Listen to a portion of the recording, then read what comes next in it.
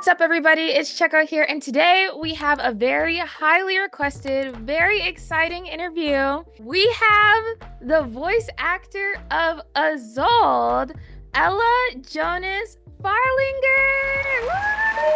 Oh my gosh, that was a very enthusiastic intro. Thank you so much. So excited to be here. Thank you. How did you get the role? What was your first impressions of Isolde when you were introduced to the character? And how did that impression evolve as you continued to voice her through the story? Yeah, so the audition came through my agent like they normally do. I don't do a whole ton of voice work though. So whenever a voice audition comes in, I get really excited. But this one in particular, because it had the opera component, I was super stoked about, which we'll get into later. But yeah, you don't see a lot of that as an opera singer who's also an actor. So I was like, oh my gosh, worlds collide. Let's make it happen. So I was like super meticulous with the tape, and then they came back, I think twice, and asked me to, like, with direction, and asked me to tweak it, which like never happens. Basically, if they don't like what they're hearing, it's kind of like meh. But I'm assuming that because I had the singing side, they were like, okay, no, I think we got the person. We just want to do these, hear little bits of differences. And really what it was just getting her voice like even more kind of wispy and wily. I think, yeah, it just kind of got higher and like more crystalline as we were developing further and further, and then we landed on her voice. And it really taught me so much about voice work, especially in video games, where like you want those extremes, you know, because you're putting together this ensemble that needs distinct sound. Yeah, it was like actually such a great learning moment for me, and really informed all the other voice types I ended up doing. So I was like, okay, go to the extreme version of what this character could be, because then we can always to reel it back. Like I was lucky that they were like, okay, push further and further, and then yeah, it worked out. That blew my mind because I'm just like the skill, the technique, it was all there. And it was so awesome to watch it like all play out through the story, especially learning more about the character and then learning, oh, well, the voice actor and the opera singer are the same person. Because there are certain roles where I feel like they have the singing person and the voice actor, the person who does the singing and the voice actor are like different people.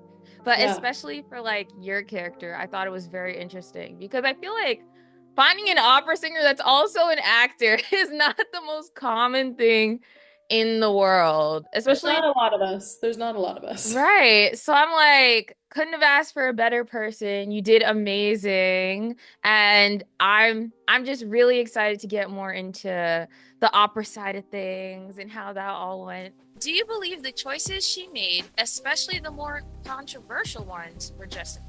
Yeah, I love this question because I think you hear it a lot from actors who have to play villainous roles, that it's you can't place really like a moral judgment on the things that your character has to do, because then you're just adding like a layer of intellectualism to your work that will take you out of it. And so just like humans, you know, we all do lovely things and we all do sometimes not so lovely things, and yet very rarely are we like operating in a way where we are really trying to like hurt people in a way that's super malicious. You know, we all justify our own actions, and I think that was really my focus with Isolde. It was like understanding the things that drive her to make the choices that she does, her history, her generational traumas, and I think that awareness is what led me to be able to sink into those moments where she is, you know, making some questionable choices without placing that judgment onto her, so I could actually just sit in where she was at. Exactly, because I like how you mentioned that Isolde she had like so much stacked on top of to where she was there. Because I remember she was very misunderstood. Like she's the kind of person that she's doing something nice, but like it might not come off that way, but that's how she has good intentions for what she's doing, especially for a lot of the story. And that's why I feel like she's very misunderstood, because I feel like if you don't look deeper into her character, especially her personal character story, where you see all the stuff she went through with her family, her tutor guide, that terrible person, like you see all that, and then you come to the main story and you're like, oh my gosh, like I didn't know any of this stuff. But even throughout everything, you can see how it all affected her and her decision making. All right. What are your favorite lines or scenes to record as Isolde? Yeah, this is kind of silly, but like I really loved um her like electric chair stuff. Hmm. Just because it was like so physical, and when you're standing in that booth for like hour five to like get something that like really forces you to sort of like move around and struggle is always nice. But like on an actual like emotional level, pretty much anything with Kakanya, because it's really the moments where she can just like let her guard down, even if she is sort of like this honest person as we described. I think with Kakanya are the moments where she gets sort of curious and sort of like has like an awe for the world, even when she's sort of melancholic. It's yeah, it's like when her heart kind of opens in a way that's not so dramatic necessarily, but just like intimate and subtle. And it was really nice to do all those. Yes, I absolutely agree, especially with the Kakanya, where you mentioned she gets more vulnerable with Kakanya because I feel like there was a scene where she was like, "Oh, well, I always have to feel like I'm acting and like I have to put on a certain act for other people to have kind of like this good reputation." Doctor, is your mirror not working? It's not showing my reflection. No, this isn't right. I promised to do my best. I was there. I must have been. I have to remember it. You prepared all of this for my sake. I mustn't disappoint you. Oh no, she's stuck in her obsessive thoughts. Because I feel like that's a lot of what actors deal with. They kind of like it feels a little performative because they always got to put on this good face, like everything's good, everything's fine. And even with that alone, I feel like people wouldn't be able to tell that Kakanya is really, she's really been through it. But then with Kakan, did I say Kakanya with Isolde? But with Isolde, with Kakanya, I'm switching their names, but with Kakanya, she's able to let her guard down and she's able to be more vulnerable. And I think that's why she really wanted Kakanya, her best friend, to be her therapist. And it was just a really lovely moment, especially right after their therapy session. But also what you said with the electric chair scene. When I tell you that scene had me gagged, I was sitting there, I was like, I that was know. my face. I was not expecting that. I'm like, she's really trying everything. Like, Yeah, she was desperate. Oh my gosh, she was desperate to find anything that would help, you know? right. And I feel like, especially Isolde, I feel like a lot of people took advantage of her. I feel like other than Kakanya, like Manus Vindicte saw she was like, and then they took advantage of her. And then the doctor, it was like, dang, Yeah. like she couldn't catch a break. But No. with Kakanya, like she felt safe. And, I love that. All right. So the next question is, how did you approach finding the balance between her madness, her elegance, and her vulnerability? Yeah, they're all intertwined, is the truth. Even though they feel like different ends of a spectrum, like her ability to be sort of like this sinuous, opulent woman is also part of what makes her snap, and of course like the vulnerability. I think part of why she's been taken advantage of, obviously, like not to say that it's her fault or anything, but she does open herself up to people, she trusts people, she makes herself vulnerable to people, which again in turn leads her down these paths where she's facing all these terrible breakdowns and betrayals. And so yeah, they're all linked in a way. And really it was just about like finding the through lines. Like if we ever were recording out of order, I was just always trying to keep track of where we came from, because her whatever state she was in was always linked to the previous, and so it was just all a matter of like connecting those dots. And I think you did such an amazing job. Like Isolde in and of herself, like you could tell. I feel like Isolde, she kind of has a way of speaking. It's very like, I feel like it's all, but you can kind of see the different Yeah. emotions throughout of it. Like you can see when she's like going through that moment of like she's kind of like breaking in a way, but then also those moments where she's really like, oh, Kakanya and all that stuff. Like you could like I feel like that's a really hard thing to do to kind of keep like a consistent tone is what I'm trying. Yeah, a consistent tone whereas she's feeling all these different types of emotions. And I just feel like you did such an amazing job with that because I feel like that's something that's so hard to do. But like I'm always like, whoa, like this character is like they feel real. Like they feel like a person because throughout the entire story, everything's like kept so consistent. And it's like you really understood the character and you really did a good job portraying and displaying the character for all of us. So I just wanted to say that. Yeah, no, we love you.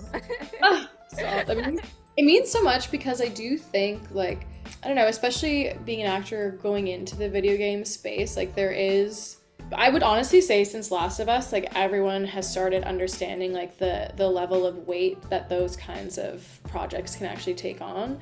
Because historically it was kind of just like, oh, I'm doing motion cap and I'm just like running around and doing these things. And as, you know, as the like players want stuff that's more meaningful and more realistic, it's really cool to see actors like dig into that work in a way that's meaningful. And so I really tried to approach it like, you know, a film actor. And I was like asking for my scripts ahead of time and they were like, oh, why? And I was like, because I need to like dig in. And I'm like, okay, cool. Yeah, no, I absolutely love that, especially your The Last of Us reference because yes. Yeah. Like I feel like you can kind of see the shift between like, oh, I'm just playing a character and kind of like, oh, I am this character. Like this character is a person, they have a story, they have it all. And again, I could really feel that with Isolde and like you just did an amazing job, okay? It was so good. Especially with her and again, like keeping her tone very consistent while also portraying her emotions. Like you could tell she had like trauma and all these things going on in her head, but also like she was trying to keep a face of like, oh, I'm happy, everything's okay in the most chaotic way possible, but she did it. And it's like all those emotions just, but like her tone and her character is very consistent. I think is just amazing. Let's get on to our next question. So this is a pretty long question. Isolde has several emotionally charged lines, like, because I'm a hysterical, irrational woman, and hold my hand, touch my face. The performance in those moments felt incredibly raw and real. How did the team help guide those performances? Did they give you any specific direction for those scenes, or was it largely your own interpretation? That's a great question. So I was working super closely with like the recording setup. I'm sure you've heard from other people you brought on is like, we're in the booth, we've got the team in China on Zoom, and there's a writer and there's a translator, and then we also have our director. So there's kind of like 3 different cooks in that kitchen, you know, where the writer's the one asking for the note, and the translator translates the note, and then the director kind of translates it into like acting speak. Yeah, so the director I worked with did such a great job of, there's a thing in acting called like line reads where directors are like, it's like a cardinal sin, you can't do a line read, right? And so Kirill wouldn't do that, but he would just go like he would make sounds or sort of like just give inferences of the state she was in. That was so helpful for me because the thing too is coming from more of like a physical acting background to go into voice, like you really realize how much you rely on like your physicalization as a screen actor. And, you know, eventually the realization you come to is that like you don't have to be out of your body in order to do voice work. And so you find your ways to get back. And that's why I think those like sounds, sort of like physical state sort of notes were always super helpful for me because it just kind of got me back. Oh my God. Like every time I hear about Kirill, am I saying his name right? Kirill? Yeah. I met him. He's super no cool. Oh, cool. Yeah, at the Reverse 1999 live event. And I'm just like, every voice actor has such amazing things to say about him. And every tidbit I hear, I'm just like, wow, how does he think of these things? Because that's the thing too, and we're moving through so much stuff that he has such like clear ideas for each one. It's like, it's amazing. Yeah, he's a gem. He's a gem of a man. Yes, and it makes me realize just like how important it is to like also like try and describe like the like finding different ways to make the voice actor feel the emotion, feel the character, because you're not in the room. You weren't in the room with Kakanya, I believe, the voice actor No, never. Right. Yeah. So it's like you guys literally sound like you're talking to each other, but you guys aren't in the room. And it's like it's so amazing because I'm like, how? How do you do that? Yeah, I know, it's crazy. And sometimes too, you don't even get to hear the dialogue bits of theirs. You know, sometimes I would ask for them when I like was really doing a reactive line to things that she was saying, but sometimes you're literally just plucking all of them out of thin air, and then the way they stitch them together. And that's also where the director comes in too, because he's obviously been present for the other sessions and sort of knows the level that the other actor's in. But that's such a crazy part of the experience in voice acting, is you never really get to hear where the other person is. At least I know, like, you know, for like Wes Anderson, they'll bring everyone in and everyone gets to tape, but like we're not Wes Anderson here, right? So yeah, I just think that's so cool, especially the breathing thing you said. I was like, whoa, okay. That's like, it's just so interesting. Like, the more I hear, I'm just like, wow. For the next question, how did you find the emotional tone for her final yet powerful doctor in the scene near the end of 1.7 main story, when Isolde refuses to leave with Forget-Me-Not and insists on waiting under the doomed sky of Vienna? Doktor, ich kann nichts sehen. This was such a beautiful moment in recording, because we actually had some rough visuals that I was able to see. And so I actually got to see like the sketches of her lying there looking up at the sky, and like it just dropped me in. It was like such a, and I really like I needed it that day, and they just had it on hand. It was amazing.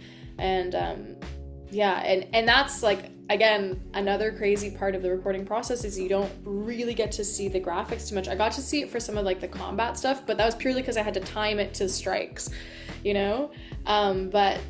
But yeah, I didn't get to like record things to the visuals really, and so to have especially that moment that's like so cinematic, to have that was so key.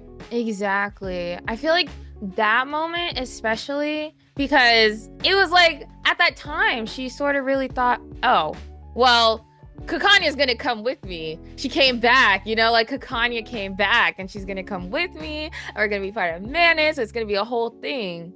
But at the same time, like, we just had this moment with her and like Kakanya, like in a way showing, in a way, like, I wouldn't say disappointment, but in a way like this is not what she wanted. And you know, like she didn't know how to get through to Isolde. And it's like all that I feel like led to that moment, as well as the moment at the end, at the very end, where she was like singing, and after Marcus and Kakanya did the whole mirror thing, trying to like find out what the ritual was. Those two moments I feel like were the most impactful, because like it was like, wow.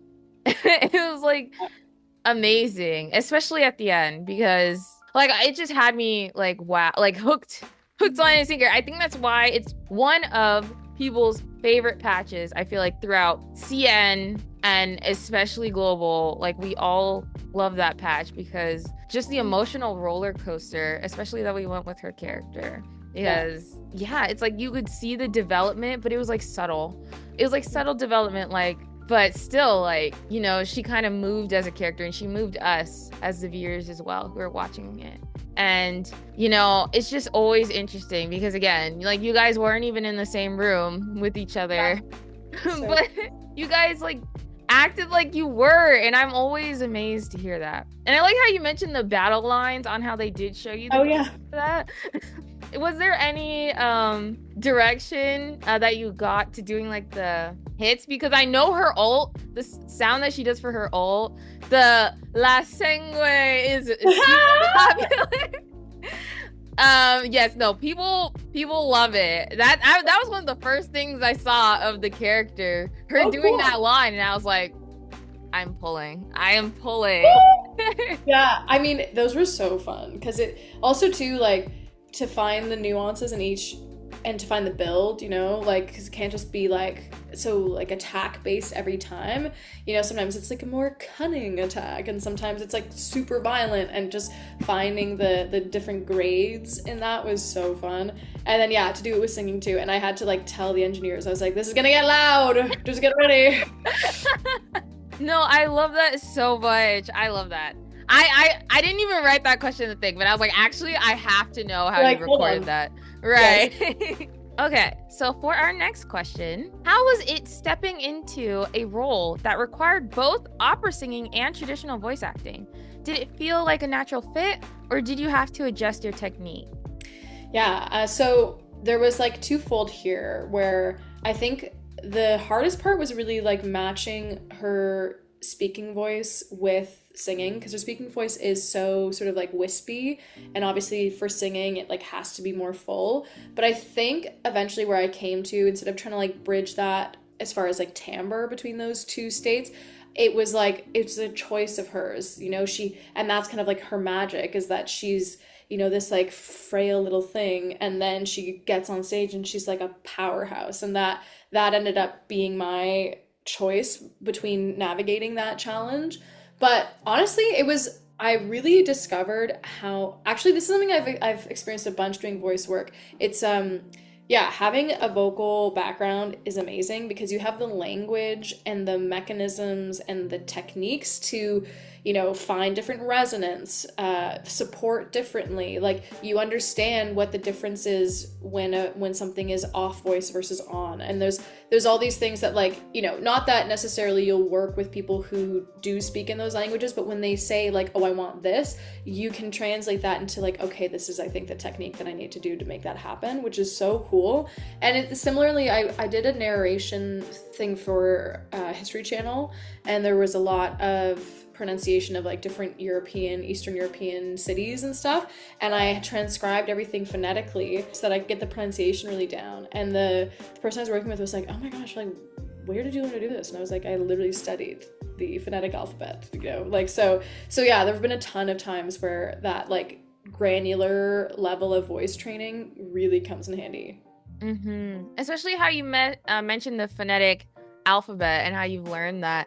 I feel like a lot of the characters, a lot of the voice actors that do characters with accents, Aiden as Yeah. well mentioned that as well. And I'm like, wow, y'all really are immersed into the whole thing. And It's so cool. When right. I like was in the middle of like actually learning IPA, the International Phonetic Alphabet, like there were times you could just get a sheet and just like they would have the IPA characters, and then you would like speak it with the sounds that it says, and then someone would be like, you just spoke Ukrainian, or like you just spoke Catalan, and you're like, oh, crazy, because you just follow the sound sheet. And that was such an interesting part of my German speaking lines, where I had trained German diction for singing, so my pronunciation was like pretty good, but not really like a native speaker's pronunciation. Like, if you think of someone who's like only performed Shakespeare, and then they want to speak conversational English, it would be like that level of like, okay, that's a little prim and proper, like you're rolling your R's and all this stuff. You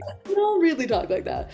And so Kirill speaks German, and so he would really help me where, like, for example, a line like just "we have," I would have learned it as "wir haben," because every syllable needs to be voiced and the R's need to be rolled. And he was like, so we don't talk like that.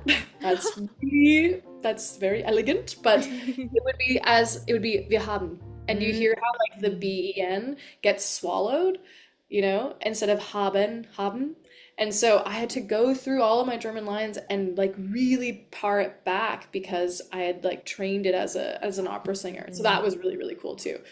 Right. And it's like the skill that it takes to even be able to do that. Like, I feel like people don't realize that when you watch a voice actor, that they do so much to make sure that they're saying the words properly, that they're saying it as if the character was saying it, making sure it comes out natural and all that kind of stuff. And like you said, with the training, you already had it said a certain way to you that you trained on, but then it's like, oh no, this is how we actually say it. And then quickly being able to like say, oh, now I have to start saying it like this and make it sound natural and all that kind of stuff. I feel like really takes a lot more like work and like training than people really even realize, because it's not just something like you can do, especially making it sound natural, like as if like you didn't just learn it like 2 seconds ago. It was crazy to like we would obviously do the lines kind of like piece by piece for the German stuff, and then they would stitch them together, and I'd be like, I'm literally like a Viennese princess. Like I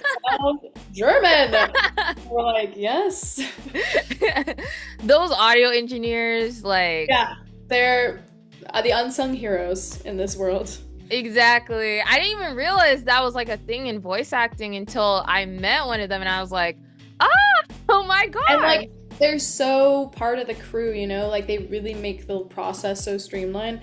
Like Victor, who I worked with a bunch for this, you know, like if we were recording singing stuff, he knew what I wanted to hear before, and would like I wouldn't even have to ask eventually, and it just makes like everything so easy when you don't have to step into Ella and be like, can I just please have, you can just stay in. And yeah, so truly like such an integral part of the process. Exactly. Respect for all the audio engineers out there. We thank you. Thank you. All right, so the next question, can you tell us more about your opera background? How did you get into it, your training, and what your journey has been like? So I'm really interested in this, really. Yeah, so I really like was a jazz singer. That's how I started singing. I started training with a jazz vocalist when I was like 7 or 8, which is really young. But it was just like what got me into it. I loved like playing around and scatting and just like learning songs in a lesson, like just picking things up. And then that teacher of mine was suggested that I join a children's choir because it's just so good for your ear to sing around other people and sight reading music and all this stuff. And so I joined a children's choir that was also like a children's opera company. Like we would put on a children's opera every year. And even though I was singing classical music technically with this choir and like doing an opera every summer, it never really like hit, like it never really registered that I was like training as an opera singer in that time. And I was truly like in that company for 8 years before I got the opportunity to audition for one of the main stage productions here in Toronto, and our opera house is called the Canadian Opera Company. And so they would basically hire any roles for children out of this choir. And so I got to audition for this great part that's in a Mozart opera called The Magic Flute. And it's these 3 boy spirits, and they are like an integral part of the story. They sort of like usher all the characters along and kind of come in and save the day several times in the opera. Like it's such a fun part. And they almost always hire girls to do it because it's all like high voice soprano stuff. So sometimes they have boy sopranos if they're young enough. But in this case, it was all girls. So it was me and 2 other girls. And suddenly I was, I think 15 or 16, and like, you know, on stage at my country's biggest opera house working with like amazing opera singers from around the world in a full orchestra, and it was just like, oh, this is cool. Yeah. And it just so happened that the woman who was playing the Queen of the Night, which is that famous role with like the crazy high staccato and she was an alumna of a program in Toronto called the Glenn Gould School, which was through the Royal Conservatory. And so I was just sort of like chatting with people. I had never thought about studying music, never thought about being an opera singer, but she had mentioned this school, and so I went and looked at it, and I noticed that they had this pre-college program, so like kind of like an intensive training for before university. And I joined that year, and then for the first time I actually started training as like a classical soloist. So again, like I had only studied jazz. My high school was an art school and I would do musical theater there, so had never like studied solo classical music until I was 16. And then yeah, so when it was in that program for a couple years, trained up, and then auditioned for the Glenn Gould School for university, and then, you know, just sang a little heart out from there. But it was really that opportunity to do the Magic Flute where I was like, oh, this is it. This is the one. I really love how you mention, because I never even thought about this, because when I was in, I would say high school / middle school, I was also playing, I was in an orchestra. I played the violin for like long time. But how you mentioned when you're doing it, it doesn't feel like you're training. Like you're Yeah. just Yeah, doing yeah. it. And you're Like like, you're oh just wait, I doing spend like many hours of my free time doing this and like around this music and I actually know a lot about it. it. Exactly. So it's like to you, it was just like you were just doing it and it was just something fun. Like it Yeah. wasn't like it's not it was intentional training, but you didn't think it was like training. But now it's like something you just know how to do. I It's know, like it's crazy. It's mostly like a good party trick, but then I get to work on projects like this one and then I'm like, okay, nice, coming in handy. The degree is for me.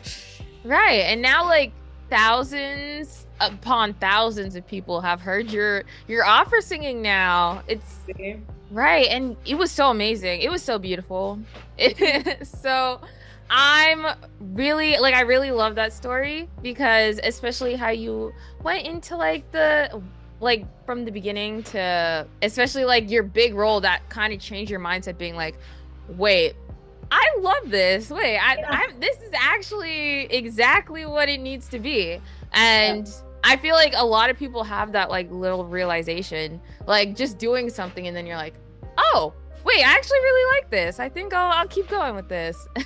No, and it was so cool. And I was like a teenager and just in high school, and I would come home from school and I would take a 2 hour nap, and then I would go down to the opera house for call time. And like I was not a napper, but suddenly I had to be a napper, and I was like, I feel like that's a good sign. Like when you have to become a napper to do the thing you want to do, like you know the right rhythm because you're just like, okay, gotta recharge, gotta go.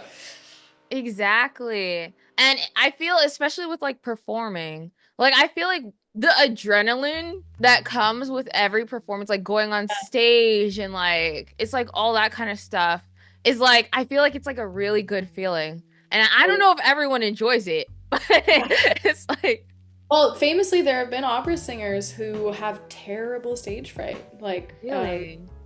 Dame Janet Baker is this famous one who was a British soprano and yeah, like basically like had to take several breaks in her career because her stage fright was so debilitating, which is wild to think about, eh? But like, yeah, I mean, most people who have that, I think, just naturally select out of that industry. But there are some who stay in because they're that talented, and it's like, dang, that is so tough.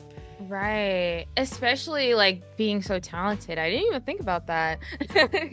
All right. So the next question is, do you have a favorite opera that resonates with you personally or one you especially enjoy performing? Yeah, oh my gosh, so many. One of my favorites, like my kind of classic favorite is La Boheme. It's, you know, it's a hit for a reason, but there's just like there's so many beautiful duets. There's obviously famous solo arias there for like the female characters as well as the male characters, which is kind of rare, honestly, you know, for like kind of like every song that comes on that, you know, is performed in that opera is kind of a banger. So I love La Boheme. And but there are some freakier ones that I do adore. Like I love anything Benjamin Britten. He's a British composer, but there's an opera called Midsummer Night's Dream. It's a Shakespeare adaptation, obviously, and that's just like so fun. He does so much, like he can do so much whimsy in his writing, and so there's, you know, it's a very like playful, cheeky opera, and so it really comes across in the music he does. Yeah, so there's like a bunch, but I would say those two are usually the top of my list. Okay, now I have to check them out because they were recommended by the Ella. La Boheme, like if you have a city near you that has an opera house that has a season, I guarantee every other year they're gonna be doing La Boheme. So that one should be easy to find. Midsummer is harder. Okay, I might have to consult YouTube for that one. Yes. Yeah. All right, so our next question is, what are your thoughts on Isolde's jazz skin? How did it feel being called back to do jazz vocals for that version of her? Which, especially since you just mentioned that you started off doing jazz. It was such a little homecoming, truly. I mean, also it's been like it's fun to just come back and like settle back into her, and no, that was such a blast. And like again, the trick of like finding her voice in jazz was like another little journey. But yeah, like anytime I've been called back, I'm like excited to see what little tidbit they're giving me because yeah, it always gives me insight into what's next. Right. And I really do hope they have other Isolde skins because I would love to hear different like musical styles. Because the jazz one was completely, I didn't think like they would record completely new voice lines for it. I didn't think so either. And then my agent was like, "They want you back," and I was like, "Oh heck yeah, let's do it." Right. So when I heard it, I was like, okay, Isolde, because I heard it one time.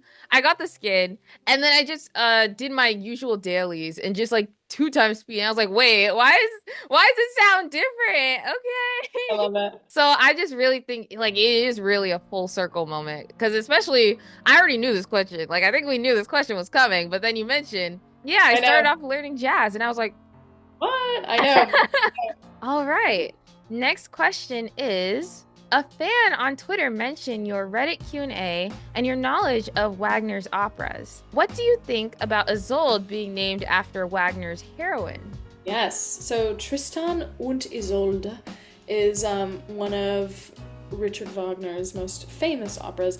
It's famous because also of a particular chord that is a motif throughout that opera, and I like implore everyone to go listen to it. Literally, if you just look up Tristan and Isolde chord, you'll find the scene, but it's technically, in like music theory, what's called a half diminished seven, which is like dissonant but sort of jazzy and moody, and the way that it's like set in the orchestra is so beautiful. Like definitely go listen. So I was super stoked because that like has always been such a beautiful musical gesture that I've always loved that's in the idiom.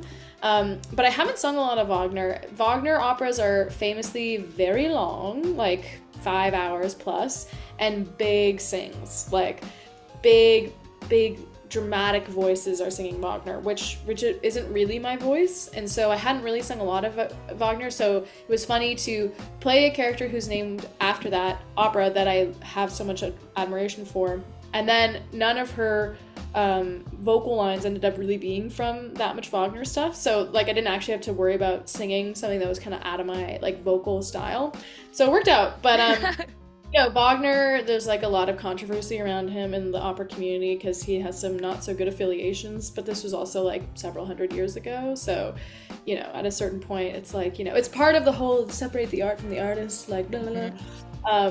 But that chord is pretty special. So, say as you will, but I don't think anyone could deny that. To be fair, I did read a little bit of the about the opera before I even came, and I think it's very interesting to see kind of the subtle parallels between the Isolde in the opera and then the Isolde in Reverse 1999. Yeah. Especially, I think at the end, does Tristan die? Everyone's always dying. That's the one thing about opera. There will always be at least one death. It's pretty much always the soprano, though. Yeah, no, I mean, I think that was intentional. When they were picking a name, they wanted it to be something that was gonna, relate back to opera in some meaningful way. And I mean, they could have picked any name. To be fair, like there's a lot of crazy sopranos in the opera idiom. They could have picked Violetta. They could have picked, oh my gosh, Lucia. They could have picked any, and it would have been relevant. But also Isolde, I feel like she kind of felt that she didn't feel the abandonment, but in a way she was kind of being like subtly like abandoned by Kakanya because of the decisions that had to happen. And then also, what happens to Tristan in that one? It's like it's kind of like the parallels in a way. And it's like I think they even mention it in the patch as well, that exact yeah. You're opera. actually so right. They totally do. Yeah, I'm like, wasn't that the one? They're like, we recorded this like ago, almost. So I'm like, oh my god, yes, right. Yeah, no, I completely understand. Like, even I played it 2 years ago.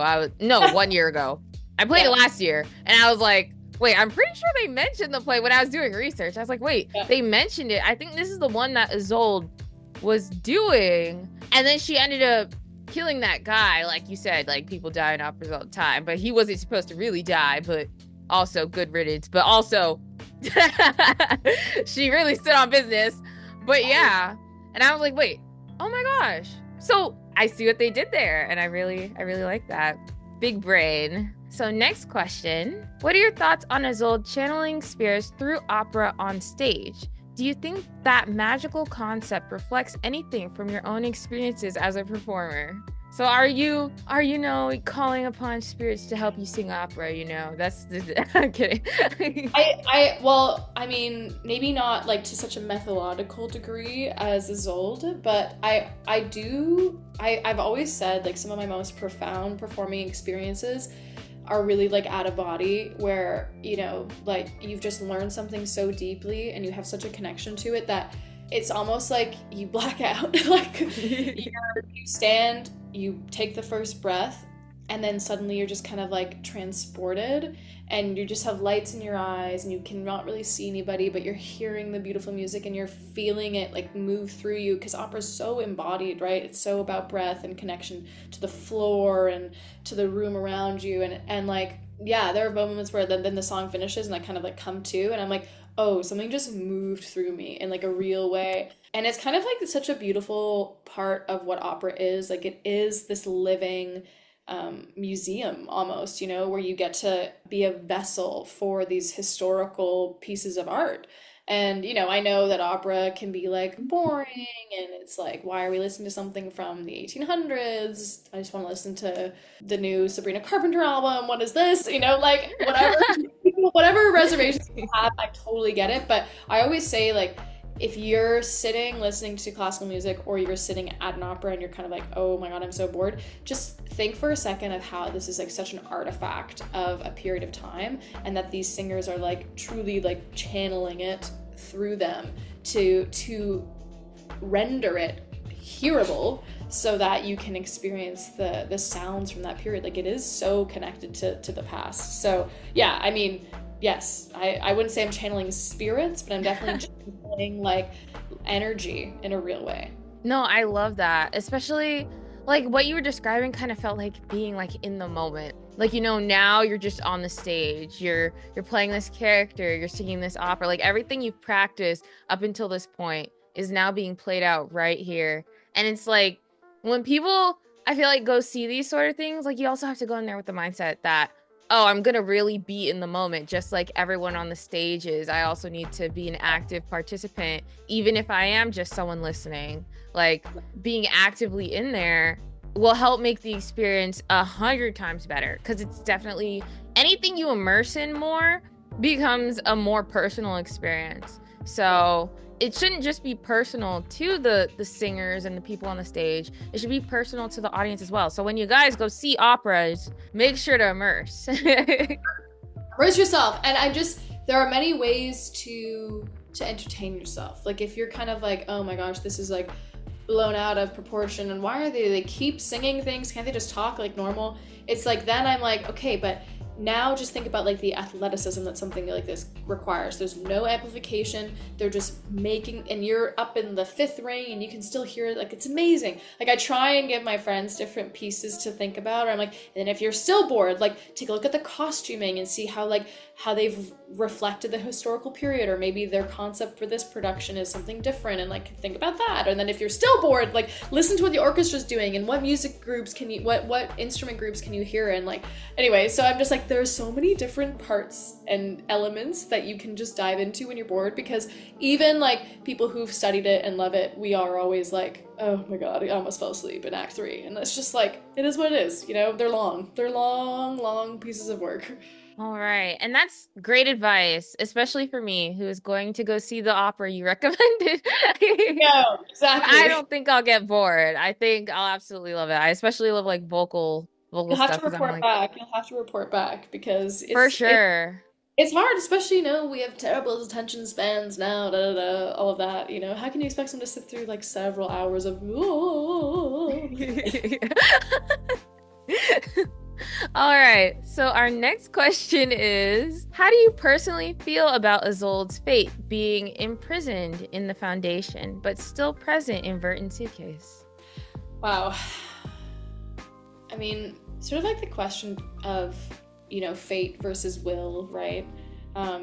Where there's so much, I feel like, in my life that had to occur in the way that it did, good and bad, you know, right? And then but I still feel like someone who has like so much agency over the things they do. So it just feels like this, like the paradox of life in so many ways of our paths can feel so predetermined in so many ways because of like just the realistic external factors of life, you know, where you live, the people you know, the things you care about. It sort of like constricts the possibilities in certain ways, right?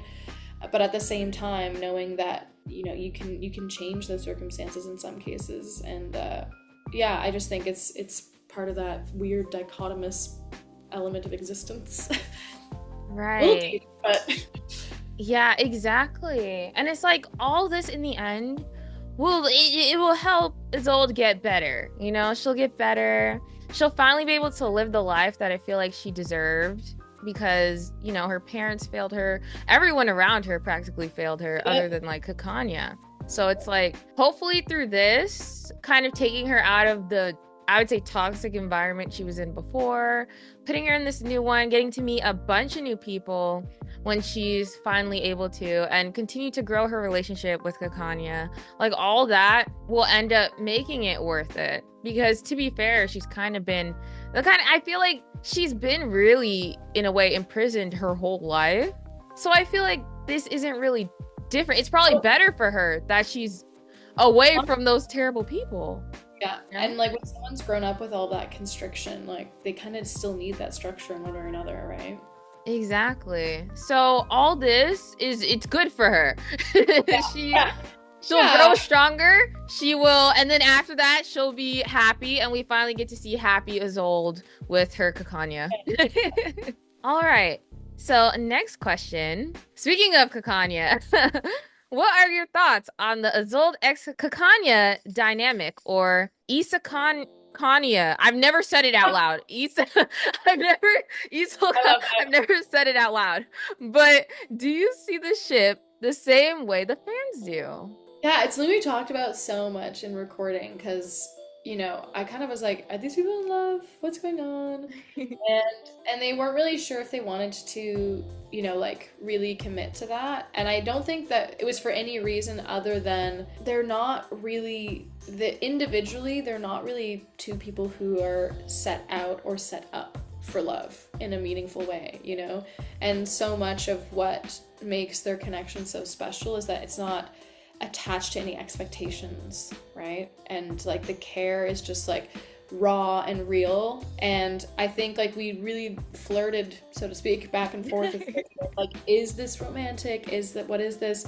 And I think like it's beyond that, you know, the love that they share. It's not about friendship versus lovers. They're not even like thinking that. It's like elemental, you know, it's like two souls speaking to another. And so at a certain point that was what we were chasing, was their soul connection and not the implications of what that might look like or be like. And it made it kind of easier because you weren't sort of like thinking about how she'd want to like portray herself to get affection and all these things. Like it just made them raw. Exactly. And I love how you said it kind of like, it was kind of going beyond just like two characters that are in a relationship or that could be in a relationship. It was like soulmate. It was like fate. Like what you were saying about fate, like fate brought them together and they're kind of just walking through life now together. Like they really, especially with the brooch, it's like Isolde is always with Kekanya. And obviously Kekanya is always with Isolde because Isolde loves Kekanya, but it's like they're literally like two peas in a pod. Like fate has them, like it's like the soul ties in a way. They're kind of like tied together. Yes. And it's like, you know, it's like I love like, oh my god, they're gonna go on a date. It's like we're not even like, that's not even part of the calculus here, you know? Right. It's like, where can I find this in life? Yeah, I know. My person. My soul bond. Anybody? Right. It's like, where's that string? It's looking a little long. I can't see the end of it.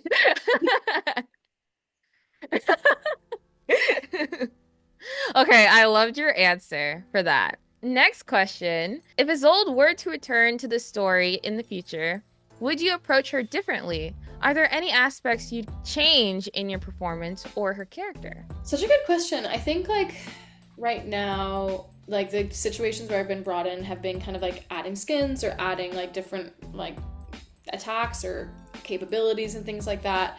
And it hasn't yet been like a chunk of her character development. So I think in those cases, like I sort of have to just follow the lead of the content that I'm getting, where it's like I'm not going to come in for like these extra alt lines for a particular like, you know, feature and then they'll be like, so I had this idea of like Isolde has been through so much now and it's like we don't need all that, thank you, but like, you know, we literally just need another power. And I'm like, word, okay. Yes. So I think still, you know, like it'd be so fun to have another like chapter for her that evolves, but we haven't got to like more of the narrative side of things yet. It's mostly been just like little add-ons here and there. I'd really love it if they brought like the whole 1.7 people back, like Isolde, Marcus, Kakanya. If they brought them all back for one more patch and literally didn't even release new characters, they just released new skins, I would buy them all and I would donate. I would give them my money. I would be like, take it. I will sponsor it. I mean, it's, you know, it's something to say too about like, I imagine, and like not that I'm a part of this conversation at all with them, but like I imagine as creators, like that's a constant battle where it's like, okay, do we want to just like keep iterating and keep developing new ideas and new stories, or do we want to like, you know, capitalize and like honor some of the relationships that our audience has with these different players and like and really bring them out? And you know, I see both, so it kind of depends on what direction they want to go with. I completely understand what you mean, because I feel like especially that nowadays in the industry, it's, do we want to continue the story just for the sake of continuing it? Yes, see so much of that, right? And so it's like I think that's the fine line to balance on. Exactly. Now, I'm okay with either decision they make because I also see it on both sides. Like I'm holding space for either inevitability. Exactly. Okay, next question. As someone with experience in screen acting, how was the transition to voice acting for games like Reverse 1999? Was it difficult adjusting without relying on physical expression? Because you were in Annie with an E, like you were in, I've seen like a bunch of your stuff. So I'm very curious about what the, like, how is it like definitely like transitioning to a video game where you have to do like attack lines where no one else is there, and you know? Yes, oh my gosh. Well, yeah, so there was like a lot that we've talked about that was so novel, like, yeah, doing things out of order. I mean, even just like individual lines out of order, because in screen acting, you'll shoot scenes totally out of order, but like in a scene in and of itself, we might record the lines out of order, which is rather odd. And then of course, yeah, not having like scene partners in the room with you, not capturing your physicality, so it's sort of sometimes you find that divorce. So all the things we talked about, like funnily enough though, one of the first things that was like such a shocker for me was I was like, I can literally wear PJs. I was like, I can go no makeup. I'm in a sweatshirt that's got like a pasta stain on it. I was like, oh my God, I'm liberated from having to look nice. So that, like my first recording day, I remember sort of like being like, I don't know. And so I like showed up just looking like nice, nothing crazy. And then the next day I was like, hold on. I am wearing sweats. And then like I had my whole, like I had my water, I had my tea, I had all my fluids. I started like figuring out what I needed my like recording kit to look like. Mm-hmm. And so that all together too. And you know, the snacks that I would bring and when I wanted my breaks. And it was just, yeah, it was such a learning experience for me of like what that flow of recording looked like. And the team was just so respectful of, you know, if I wanted to do the singing first or if I wanted to do it last, because it kind of depended on the actual range of what I was singing, because sometimes if it was really high, then I could easily move back into her voice, but sometimes I'd do vocal stuff that was quite low and I was just like, this needs to be at the end. And everyone was just like so nice about it. So that flexibility was great, because you don't really see that on film sets. I wouldn't be able to be like, can we shoot this scene at the end of the day? They're like, oh babe, this has been on the call sheet for weeks. No, I love that. The flexibility with everything. Like you can have anything just like in front of you. You're just like, okay, I'm ready. It's like a kind of like a work from home setup, but in a way, Like you're still like honestly, working. yeah. Respect that. Next question. How did you approach performing Isolde's accent? Was that something you had experience with before? You kind of mentioned like So German. yeah, I hadn't done I certainly hadn't done a German accent before, and I don't even think might have been my first performed accent.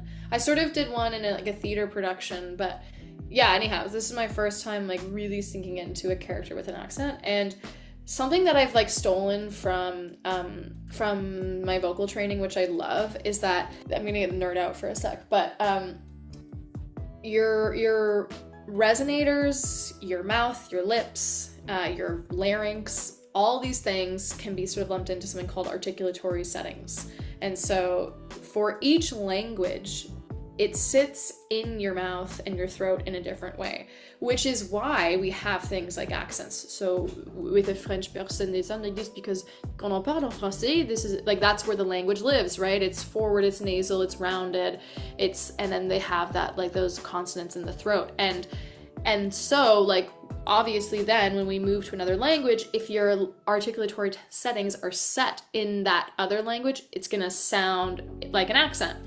And so for me, it was just like really trying to think about how I would speak German, try and set up the like infrastructure in my mouth, and then go into English.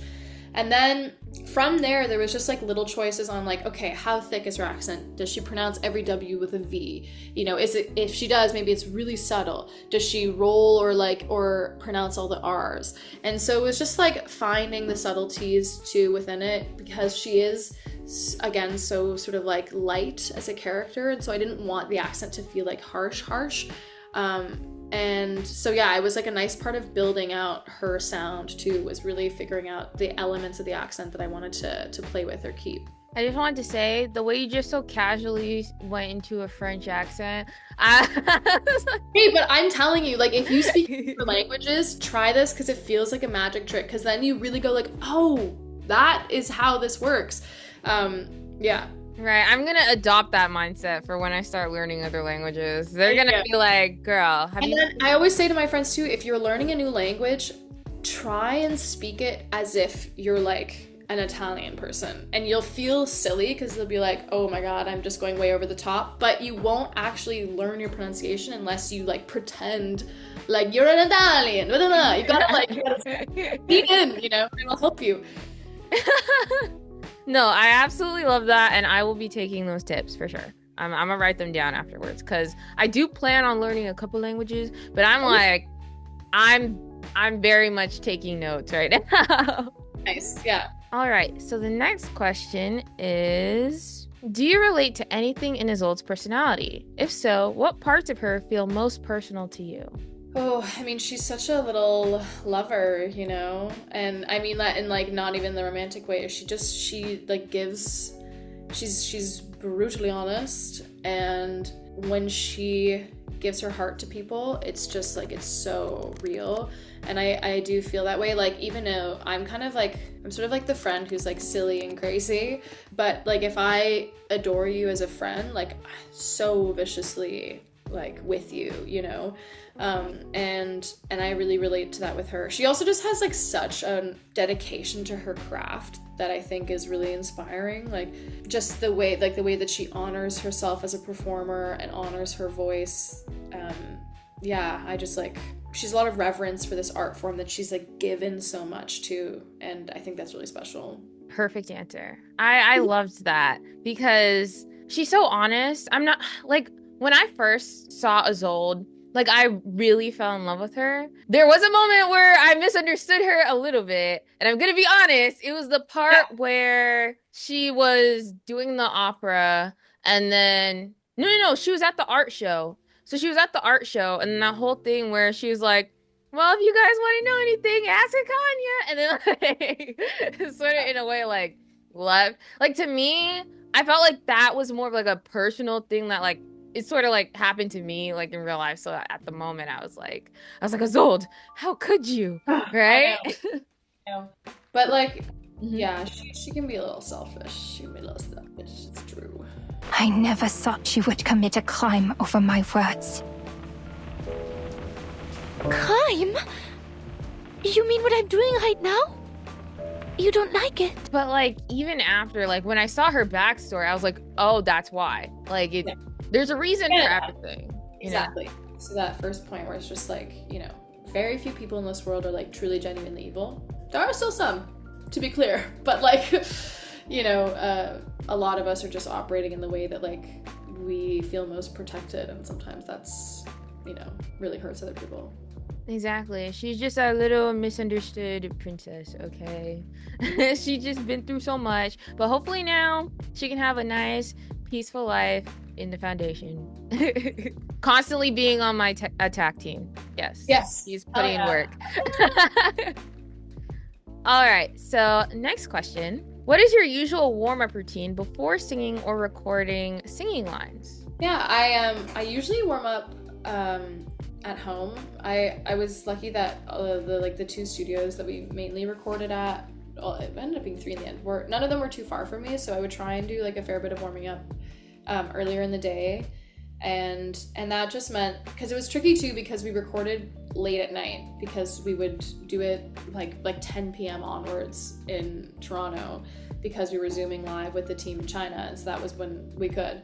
And so that was the tricky part too, was I had to try and balance my day so that I wasn't vocally tired by the end of the day, just from like talking and chatting and doing things. So yeah, on my recording days, I tried as much as I could to schedule them on days where I could just like chill, not talk too much, like do my own thing at home. And then about like an hour before would start warming up a little bit, nothing like too much. And then like if we were doing speaking lines before singing, then I'd usually ask just like have a sec to like warm up again.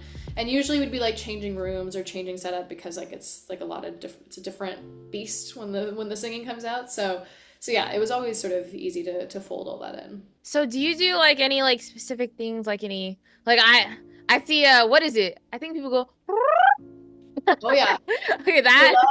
People love a lip trill. People love a lip trill because it really helps you just connect to your breath. Because the thing is, when you start like using actual words, you'll clip things, you'll sort of clip your breath maybe on different consonants, and so it's just a good way to like first and foremost get into your breath with lip trills. Yeah, I would do lip trills. I would try and do like some tuning work, like moving in semitones and things like that, just because it was also hard to pluck a lot of the stuff out of thin air. Like I certainly wasn't like singing with accompaniment a lot of the time, and so just to making sure my intonation was all good, stuff like that.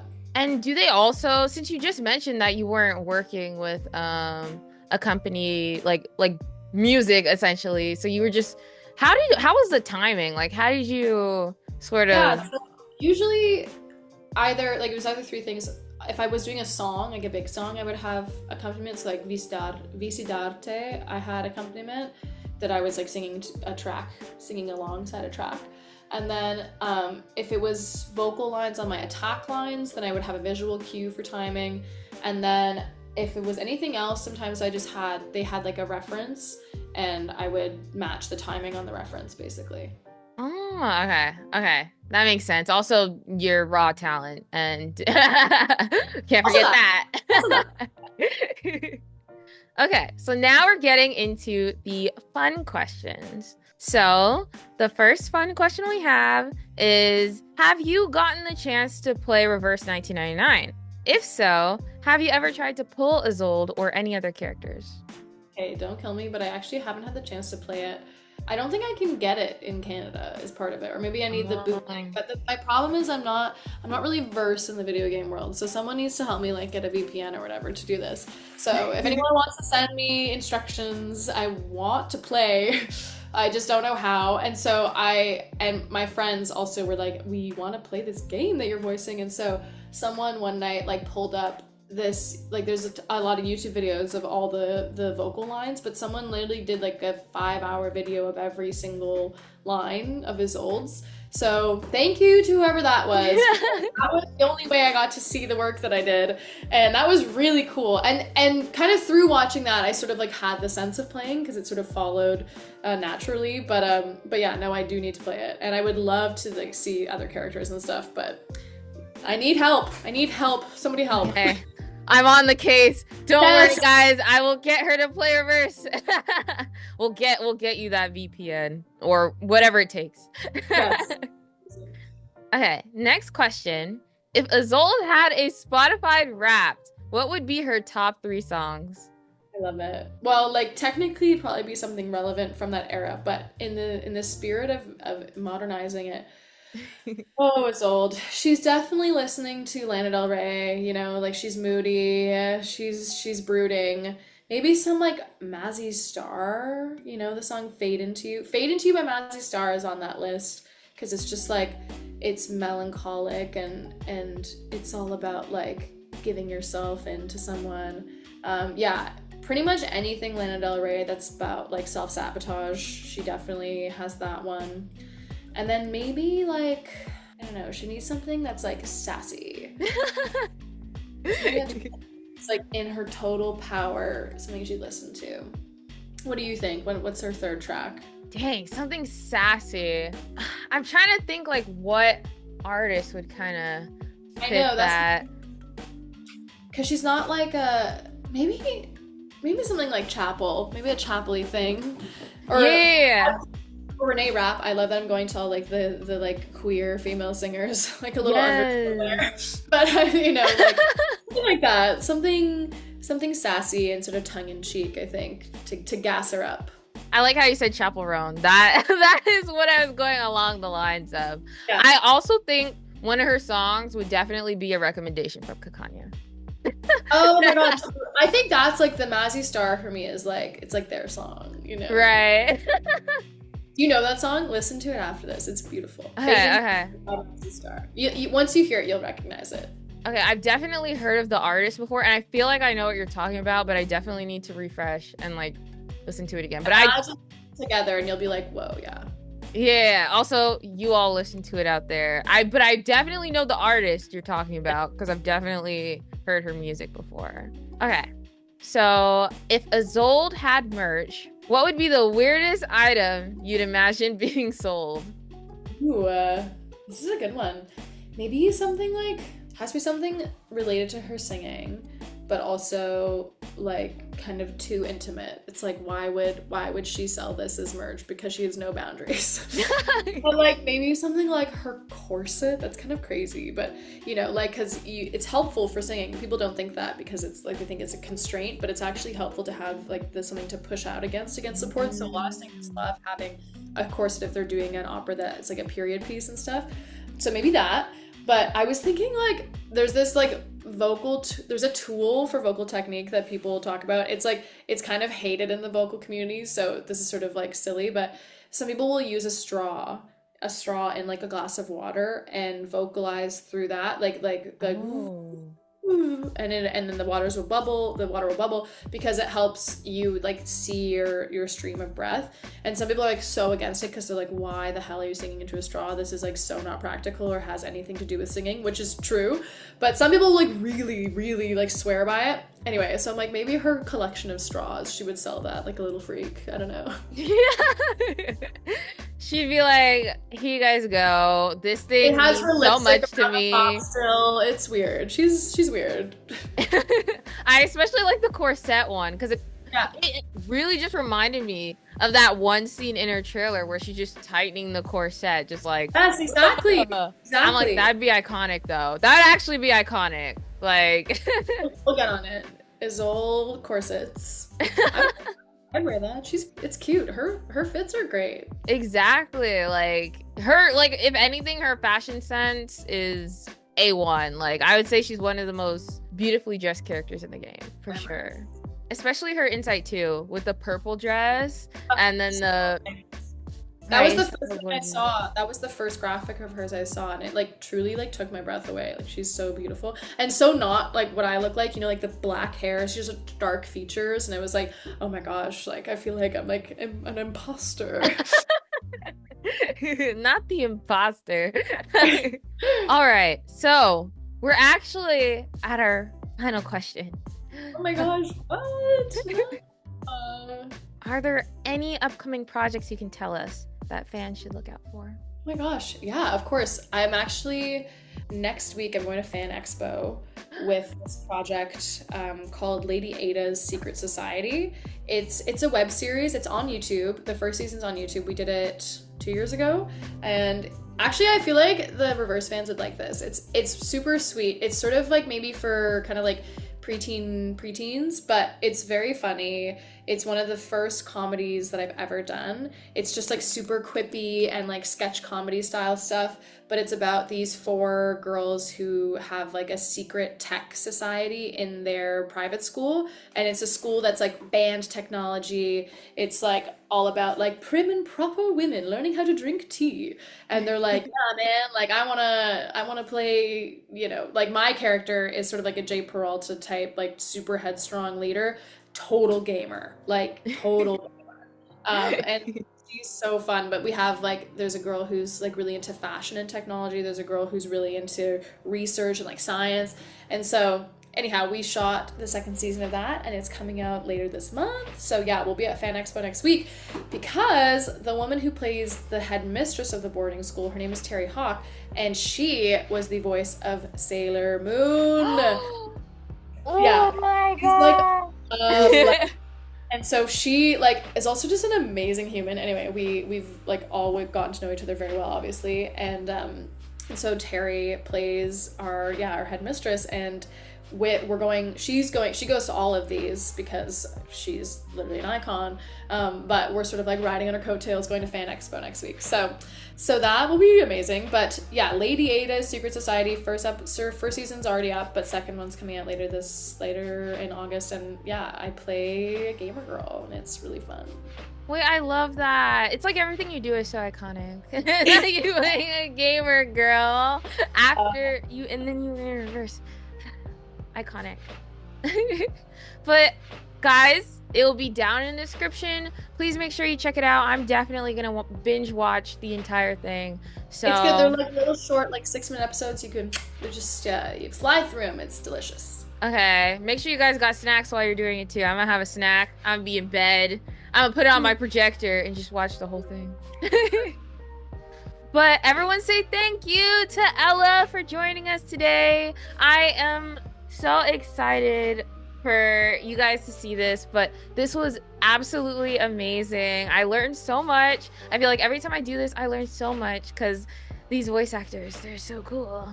But Thank yeah, you so much for having me. Such a beautiful collection of questions. Like, it is a hard thing to do, and it's always nice when you're chatting with someone who's like actually sort of like thought about it in a real meticulous way. So it's appreciated, and just so nice to chat with you and dive back into this world.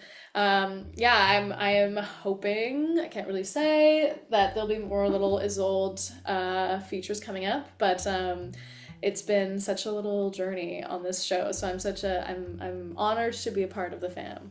thank you so much. And also, some of the questions were from the lovely community. Usually I don't even announce the voice actor prior, but I was like, guys, if I were allegedly, hypothetically, you know, what would you want to ask? Right, like, I don't know if it's happening, but like, what would you? And then they gave some amazing questions. So also thank you guys for some amazing questions, and thank you for your beautiful answers. Of course. And yeah, make sure you guys like, comment, and subscribe. Check out Ella in the description, as well as that new web series. And also, if you're going to, what is it, Fanime Expo, you said? Fan Expo next week. Fan Expo.